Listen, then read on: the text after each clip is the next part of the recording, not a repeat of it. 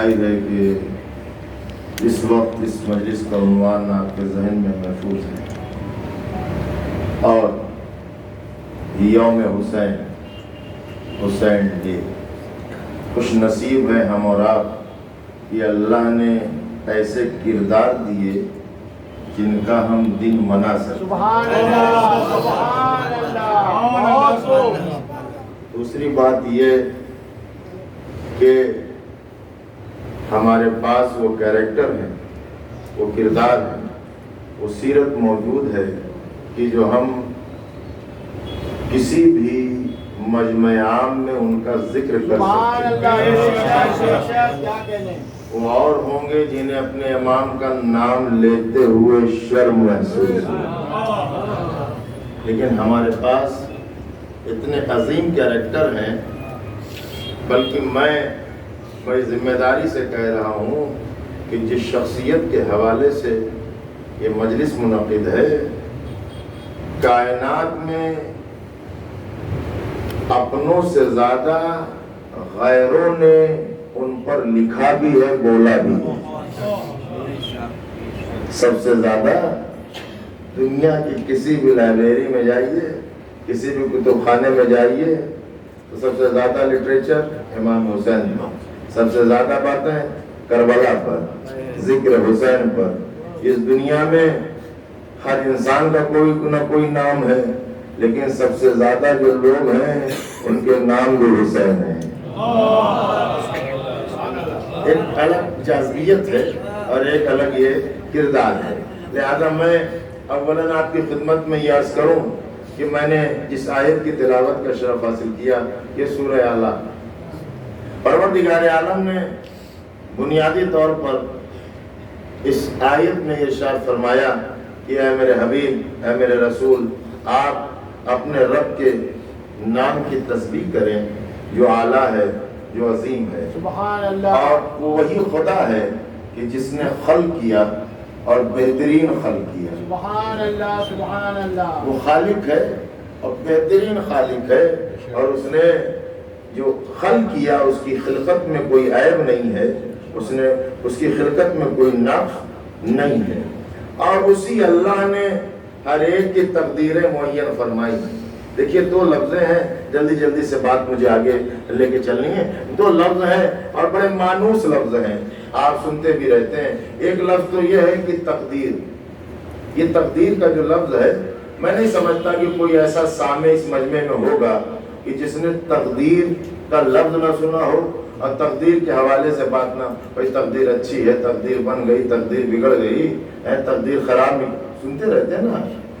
یہ تقدیر کیا ہے؟ تقدیر کا رول اب میں اشارہ کر کے گزروں گا، تفصیل تو نہیں بیان ہوگی۔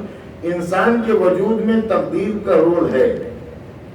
آیات، احادیث یہ اس طرح اشارہ کرتی ہیں کہ تقدیر کا رول تو ہے، لیکن صرف اللہ نے تقدیر نہیں رکھی، جہاں قدرت نے تقدیر رکھی ہے وہیں تدبیر بھی رکھی ہے۔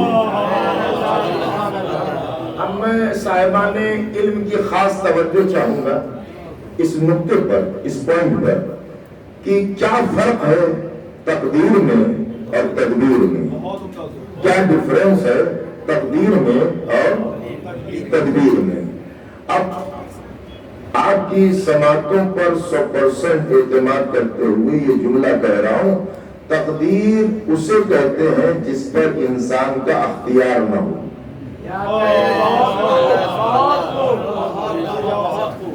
سمجھنا آپ کا کام ہے، وہ تفصیل میں لے جاؤں۔ تقدیر اسے کہتے ہیں جس پر انسان کا اختیار نہ ہو، اسے کہتے ہیں تقدیر۔ باپ کون ہو؟ تقدیر۔ دادا کون ہو؟ بولیے، تقدیر۔ کس گھر میں پیدا ہو؟ تقدیر۔ کس خاندان میں آنکھیں کھولے؟ تقدیر۔ اور کریے گا، قد کتنا ہو، رنگ کیسا ہو، تقدیر سمجھ میں آ رہی ہے نا۔ باپ کون ہو؟ اختیار تو نہیں ہے نا۔ ماں کون ہو؟ اختیار نہیں ہے۔ تقدیر اور اللہ یہ اور بات ہے، یہ اور بات ہے۔ کسی کا باپ کون ہے؟ تقدیر۔ دادا کون ہے؟ تقدیر۔ ماں کون ہے؟ تقدیر۔ اب یہ قدرت کا انتخاب ہے، کسی کا باپ علی ہو، کسی کی ماں فاطمہ ہو، کسی کا دادا ابو طالب ہو۔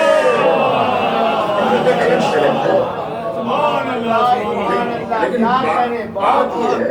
بات یہ ہے کہ تقدیر کی ڈیفینیشن کیا ہے؟ جس پر اختیار، سمجھیے گا ذرا، دھیرے دھیرے آگے چلتے ہیں۔ تقدیر کہتے ہیں جس پر اختیار اللہ رب العزت روز محشر تقدیر کا سوال نہیں کرے گا۔ بات بہت بڑی تھی سرکار، لیکن یہ آپ نے سنا اور سن کے سن ہو گئے۔ اللہ تقدیر کا سوال قیامت میں نہیں کرے گا۔ اللہ کبھی نہیں پوچھے گا تم فلاں کے بیٹے کیوں ہو۔ اللہ کبھی نہیں پوچھے گا کہ تم نے میرا روڈ پہ زندگی کیوں گزاری۔ اللہ کبھی نہیں پوچھے گا کہ تم کالے کیوں ہو، گورے کیوں ہو۔ اللہ کبھی نہیں پوچھے گا تم 4 فٹ کی کیوں ہو، 7 فٹ کی۔ اللہ نے سوال نہیں کر۔ تقدیر جو تقدیر پہ اختیار نہیں ہے، تو جس پہ مجھے اختیار نہیں ہے، اگر میں مجھ سے سوال کیا جائے تو عدل نہیں، ظلم ہوگا۔ جس میں مجھے اختیار نہیں ہے، اگر اس کا سوال ہو تو وہ عدل نہیں ہے۔ تو سوال تقدیر کا نہیں ہے، سوال ہوگا تدبیر کا۔ زندگی دی تھی گزاری کہاں، سانسیں دی تھی کس راہ میں لیوں نے۔ تو تقدیر جہاں اختیار نہ ہو، تدبیر جہاں پر۔ اچھا اب آپ ذرا سا غور کریے گا، یہ 2 لفظ سمجھ میں آتی۔ دیکھیے تقدیر اور تدبیر یہ دونوں الگ الگ ہیں۔ تقدیر اور ہے، تدبیر اور ہے۔ اب جو تقدیر کا رونا روتے ہیں کہ میری تقدیر خراب ہے، میری تقدیر بگڑ گئی، تقدیر نہیں بگڑی ہے، تمہاری تدبیر خراب ہے۔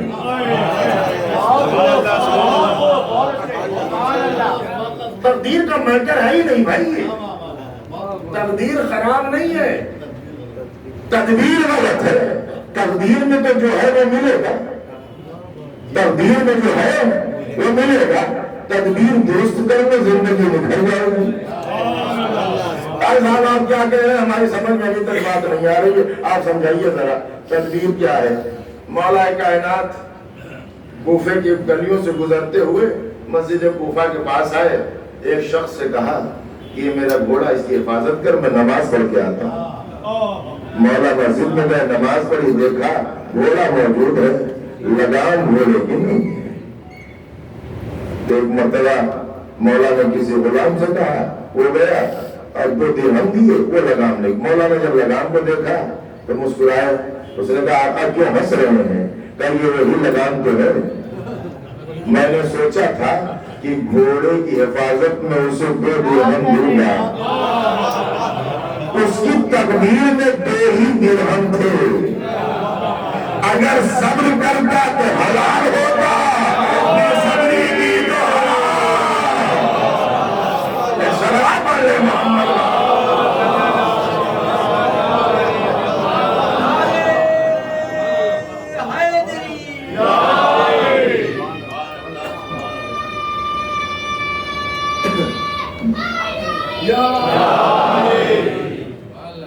ملنا 2 ہی تھا، تو یہ جو شارٹ کٹ کا راستہ ہے یہ اینٹی تقدیر ہے، ابھی تقدیر کا معاملہ ہے۔ اچھا تقدیر و تقدیر، اب اتنی بات تو سمجھ میں آ گئی۔ دیکھیے بات یاد رکھیے گا، اللہ بے عمل کو پسند نہیں کرتا، بے شک غافل کو اللہ پسند نہ اللہ پسند کرتا ہے، نہ رسول اللہ پسند کرتے ہیں، نہ امام پسند کرتے ہیں۔ کاہل، غافل، کچھ نہ کرنے والا اور تقدیر کا رونا رونے والا۔ اللہ نے دنیا کا قانون بنایا، کرو گے تو ملے گا۔ اب میں اشارہ کر کے گزر جاؤں تدبیر کے حوالے سے۔ جناب حاجرہ نے دیکھا کہ اسماعیل پیاسے ہیں، اللہ نے صحیح کروائی جناب حاجرہ سے، صفا و مروہ، مروہ سے صفا، 7 چکر لگائے، اور پھر آنے کے بعد دیکھا تو چشمہ جب پروردگار جب چشمہ جاری کرنا تھا تو جناب حاضرہ سے محنت کیوں کروائی؟ یہ صحیح کیوں کروائی؟ آواز قدرت آئی تاکہ میرا قانون بن جائے کہ میں بغیر محنت کے نہیں دیتا، تاکہ میرا قانون بن جائے کہ میں بغیر محنت، جب میں اچھوں کو بنا محنت کے نہیں دیتا تو غیبت کرنے والوں کو، گنہگاروں کو بنا محنت کے کہاں سے دوں گا؟ وہ عمل اب یہ ہو گئی تقدیر و تدبیر۔ اسی طریقے سے جہاں تک مجھے لانا ہے وہ توجہ دیجیے گا سرکار، تقدیر و تدبیر اسی طریقے سے دو لفظ اور ہیں، ایک ہے حسب، ہاں ماشاءاللہ تھوڑا سا ساتھ دیجیے نا، ایک ہے حسب اور ایک ہے، یہ بھی لفظ بڑا مشہور ہے، بہت سننے میں آتا ہے نا، حسب اور، اچھا ہم بچپنے میں ہم اپنی ہی بات کر لیں آپ سے کیوں کہ ہم یہ سوچتے تھے یہ دونوں ایک ہے، جو حسب ہے وہی نسب ہے اور جو نسب ہے، بہت دن بعد پتا چلا کہ دونوں میں زمین آسمان کا فرق ہے، جیسے تقدیر الگ ہے تدبیر الگ ہے، ایسے حسب اور اگر یہ بات میں پہنچا لے گیا تو شاید کہ حسین ڈے کے حوالے سے یہ جو مجلس ہے یہ آپ تک پہنچ جائے گی۔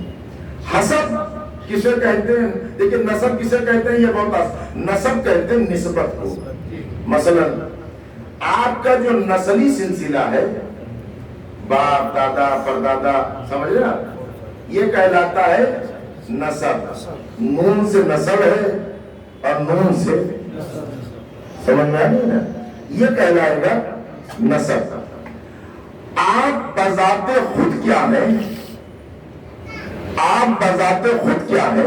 کتنے پڑھے لکھے ہیں، کتنے مومن ہیں، کتنے متقی ہیں، معاملات میں کیسے ہیں، سچے کتنے ہیں، صادق کتنے ہیں، لے کے دینا بھی جانتے ہیں نہیں جانتے؟ آپ خود کیا ہے یہ کہلاتا ہے۔ آپ بہت سیریس ہو کے نہ بیٹھیے، تھوڑا سا میرا ساتھ دیجیے، ہے نا، ورنہ یہ بات پہنچ جائے۔ حسب کا مطلب ہے آپ کا پرسنل کیریکٹر کیا ہے۔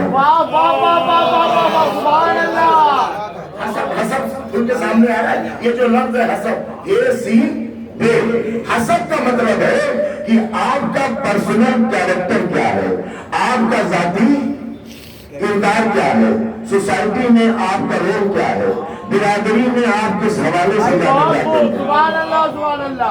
سماج میں، پبلک میں آپ کس اینگل سے پہچانے جاتے ہیں۔ یعنی حسب کہتے ہیں ذاتی کردار کو، نسب کہتے ہیں کہ جس نسل سے، جس سلسلے سے آپ ہوتا یہ ہے، جملے کے قدر کریے گا، حسب و نسب سمجھ میں آ گیا ہے تو اس جملے کو قبول کریے گا۔ ہوتا یہ ہے کہ کہیں حسب خراب ہے، نسب اچھا ہے۔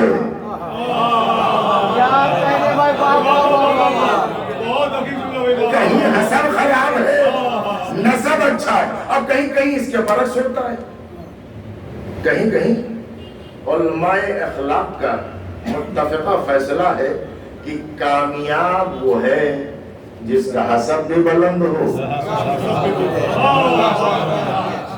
جس کا نسب بھی بلند ہو، وہ کامیاب ہے جس کا حسب بھی بلند ہو، نسب بھی بلند ہو، ذاتی کیریکٹر بھی بلند ہو، نسبت بھی بلند ہو۔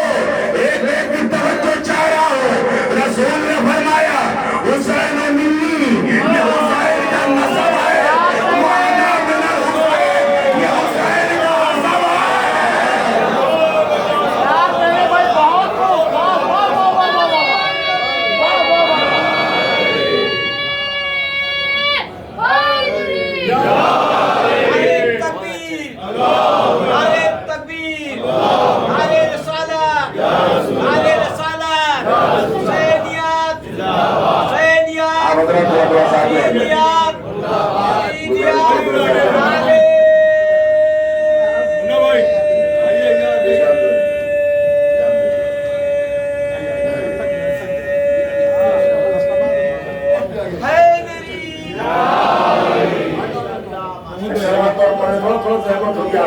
کافی لوگ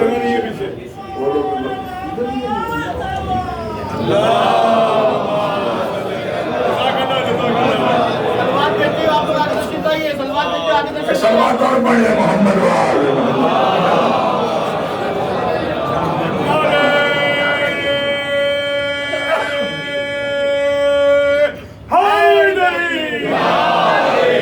हसन और समझ हुसैन और मिन्नी, हुसैन और मिन्नी ये हुसैन का नसब है, हुसैन मुझसे है, ये नसब है। वो अना मिनल हुसैन, मैं खातिमुल अंबिया, मैं सैयदुल अंबिया, मैं हुसैन से हूँ, ये हुसैन का नसब है। थोड़ा सा मैं चंद लम्हे इस पॉइंट पर रुकना चाह रहा हूँ और अपने बुजुर्गों की खास दुआएं चाहता हूँ। मैंने भी जुमला कहा कि हसब समझ में तो आ गया, डेफिनेशन तो क्लियर है ना। हसब यानी पर्सनल कैरेक्टर, साथी किरदार, आपकी क्वालिटी क्या, आपकी खूबी क्या है, आपकी सिफत क्या, आपका कमाल क्या है, आपके अंदर कौन सी चीजें हैं, ये कहलाएगी हसब है। और जो सिलसिला है आपका वो कहलाएगा सुभान अल्लाह, सुभान अल्लाह। आपके वालिद गिरामी, आपके दादा, आप। अब मैं जो बात कह रहा हूं वो बिल्कुल सामने की भी सिर्फ आपको तवज्जो दिला रहा हूं। हमने देखा तारीख में कि कुछ लोग वो थे जिनका नसब बुलंद था लेकिन खुद बुलंद न थे। नसब बुलंद था, हसब बुलंद नहीं था। कुछ लोग वो थे जिनका नसब इतना बुलंद नहीं था लेकिन हसब बुलंद था, बुलंद था, बहुत बुलंद था। अब मैं जिनका नसब बुलंद था और जिनका हसब दो मिसालें दे दूं, दो। एक नसब बुलंद का वो है जिसको काबिल कहते हैं। देखिए आप तक ये बात पहुंच गई, काबिल का नसब बुलंद है कि नहीं है? मौलाना का बेटा नहीं है काबिल, नबी का बेटा है। भाई नबी से बुलंद कौन होगा? नबी से एक सलवात पढ़ने मोहम्मद।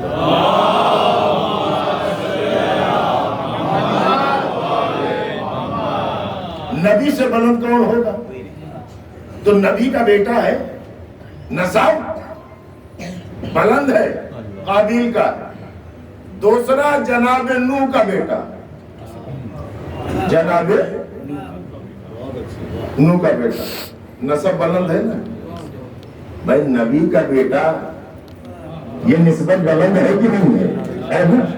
तो काबिल है जनाब आदम का बेटा और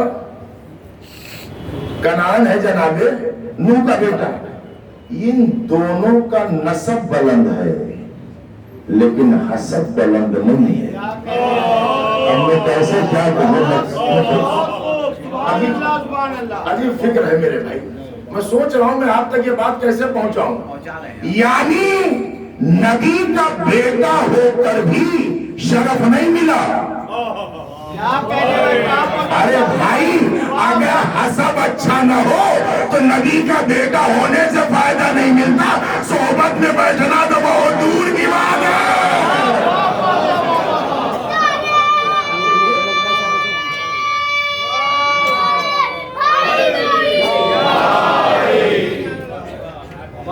जनाबे नूह का बेटा, जनाबे नूह का बेटा, भाई उसके दर्जे को बुलंद होना चाहिए था ना, मकाम बुलंद होना चाहिए था। लेकिन खुदा की कसम कुरान में मेंशन है, क़िबला तशरीफ फरमाए, ये गवाही देंगे कि जनाबे नूह का बेटा जब बाप से बगावत करके चला तो कहा वालिद गिरामी अब्बा मुझे पहाड़ बचा लेगा, हमें पहाड़ बचा लेगा। यानी नबी को छोड़ के पहाड़ याद आता है।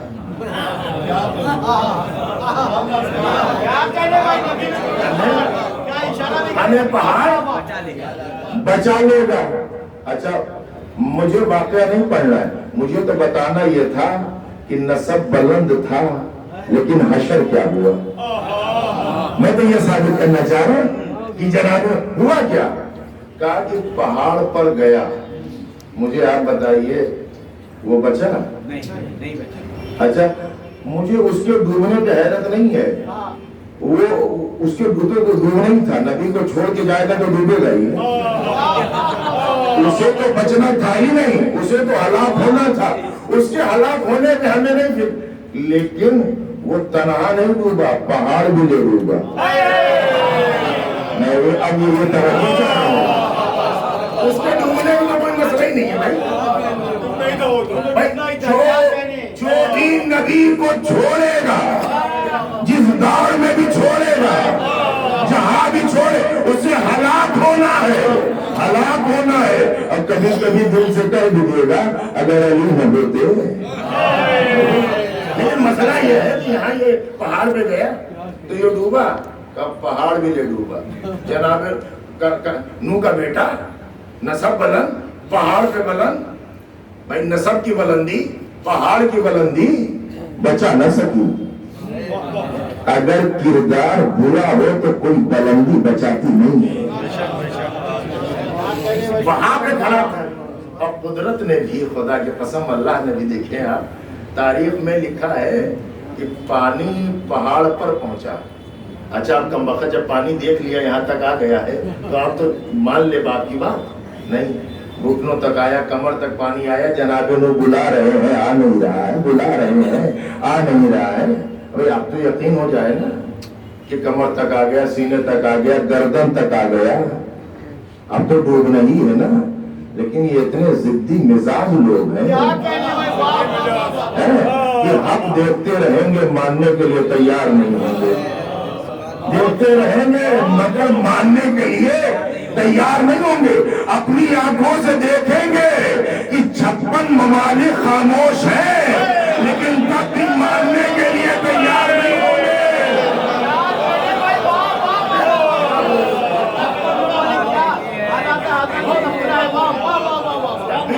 تسلیم کرنے کے لیے تیار نہیں ہوں گے.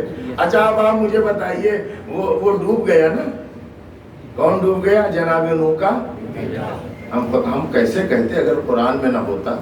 بڑے گھر کی بات تھی، نبی کی بات تھی، اتنا ہائی پروفائل معاملہ تھا. ہماری کیا حیثیت تھی کہ ہم یہ کہتے کہ نبی کا بیٹا ڈوب گیا؟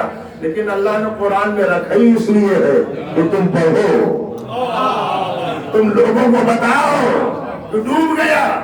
اچھا کیسے ڈوبا؟ کہ پہاڑ میں نہیں ڈوب. پروردگار نے پہاڑ کو کیوں ڈبو دیا؟ اسے ڈبونا تھا، اسے ڈبوتا. پہاڑ کی کیا غلطی تھی؟ کہ پہاڑ کی غلطی یہ تھی کہ غلط آدمی کی حمایت میں کھڑا ہو گیا.